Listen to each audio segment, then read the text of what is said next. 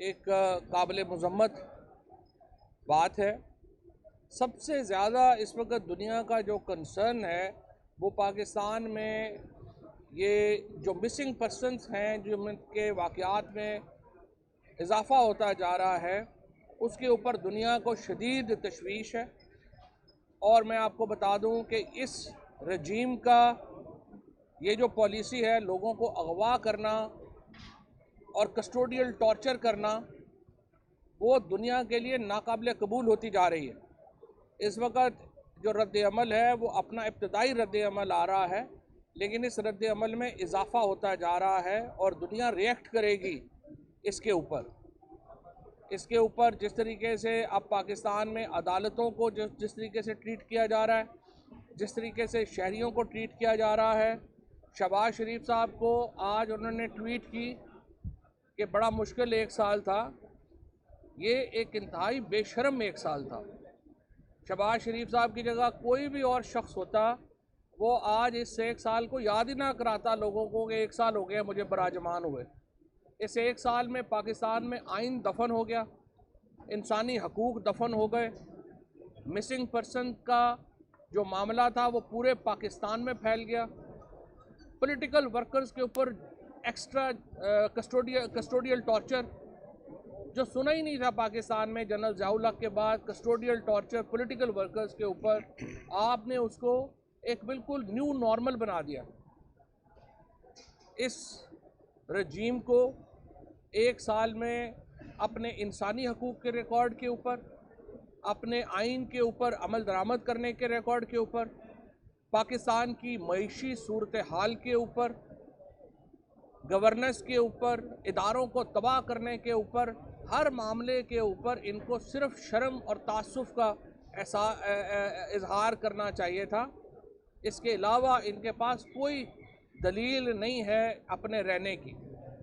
मैं शहबाज शरीफ से कहता हूँ, पाकिस्तान के बहरानों का वाहिद हल ये है कि आप फौरी इस्तीफ़ा दें और मुल्क में आम इंतखाबात की राह हमवार करें। आपका इस्तीफ़ा ही पाकिस्तान के बहरानों का हल है और आप इक़्तिदार से मत चिमटे रहें, क्योंकि वैसे भी मरियम नवाज़ ने जिस तरीके से आपको डिस्क्वालीफाई कराने का बंदोबस्त कर दिया है, आप वैसे ही चंद दिनों के मेहमान हैं।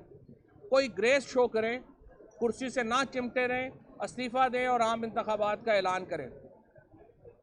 जिस तरीके से अदालतों के अहकामात को, हत्ता के सुप्रीम कोर्ट के अहकामात को एक रद्दी की टोकरी में डाला गया, पाकिस्तान में सुप्रीम कोर्ट के इदारे को ख़त्म करने की जो बहिमाना कोशिशें की गई, उसकी हम शदीद मज़म्मत करते हैं।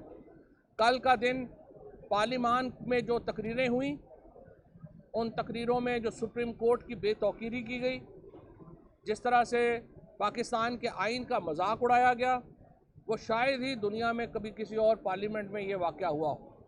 इसके ऊपर अफसोस की बात सिर्फ ये है कि सुप्रीम कोर्ट के एक सीनियर जज साहब ने वहाँ पे जाके अपनी जो मंशा और अपनी जो रजामंदी थी वो सियासी लोगों के साथ डाली, और वो 2 ऐसे लोगों के दरमियान में जाके बैठे और तकरीर की जिनके मुकदमे उन्होंने सेटल किए थे।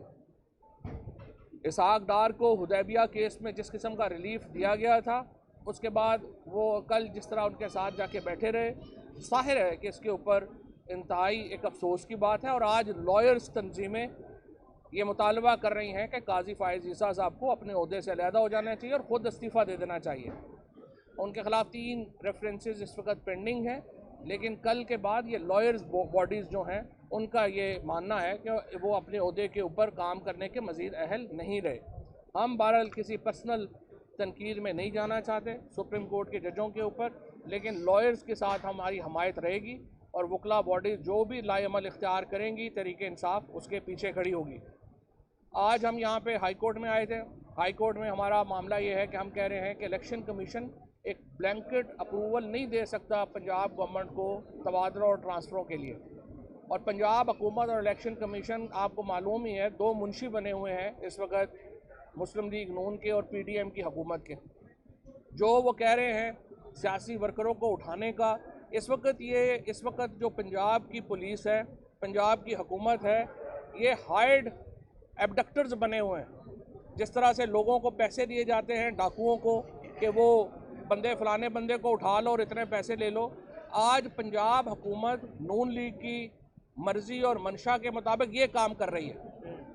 इस वक्त लोगों को बाकायदा उठाया जा रहा है, उनके ऊपर जाली केसेस बनाए जा रहे हैं और हम हाई कोर्ट आए हैं कि इलेक्शन कमीशन इस काम में इनका ममदो मावन साबित हो रहा है।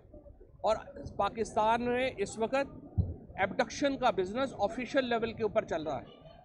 पहले होता था अगवा, डाकू कच्चे में ले गए, फलाने ले गए। अब माशाल्लाह यहाँ पे आईजी पंजाब और सीसीपीओ लाहौर और ये सारे जो अफसर हैं, ये मोहसिन नकवी की हिमा के ऊपर यहाँ पे हायर्ड एबडक्टर्स बने हुए हैं। पैसे दे दें, हुक्म दे दें इनको और ये लोगों को उठा रहे हैं, मिसिंग पर्सन कर रहे हैं। दूसरी बात ये है कि हमने इलेक्शन कमीशन को ये कहा था कि 22 अफसर जो हैं उन्हें पंजाब से ट्रांसफ़र किया जाए। लाहौर हाई कोर्ट ने ऑर्डर किया 7 दिन के अंदर इलेक्शन कमीशन ये फ़ैसला करे। 7 दिन आज पूरे हो गए हैं, इलेक्शन कमीशन ने कोई फ़ैसला नहीं किया। लिहाजा हम इलेक्शन कमीशन के ख़िलाफ़ तौहीन अदालत में मूव कर रहे हैं। जिन 48 MPs ने 42 MPs ने ये रेजोल्यूशन पास की कि सुप्रीम कोर्ट का फ़ैसला मुस्तरद कर दिया जाए, अभी इंकशाफ हुआ है कि उसमें से 8 दस्तखत जाली हैं। या वो सेक्रेटरी असम्बली ने खुद किए हैं या स्पीकर जो परवेज़ अशरफ साहब हैं उन्होंने खुद किए हैं।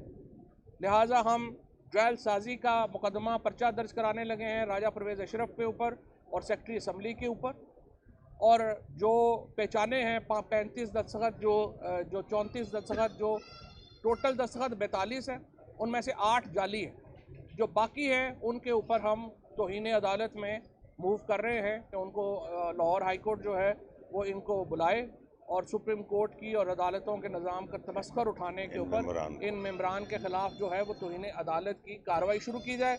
और जो 8 दस्तखत जाली हैं और अगर उसको वो साबित नहीं कर सकते राजा परवेज़ अशरफ और सेक्रेटरी असम्बली के वो असली हैं, तो फिर राजा परवेज़ अशरफ और स्पीकर असम्बली के ख़िलाफ़ जो सेक्शन 466, 467 पाकिस्तान पीनल कोड है जिसमें ज़्यादा से ज़्यादा सज़ा 10 साल तक कैद है, उसके तहत हम मूव कर रहे हैं। Thank you ji.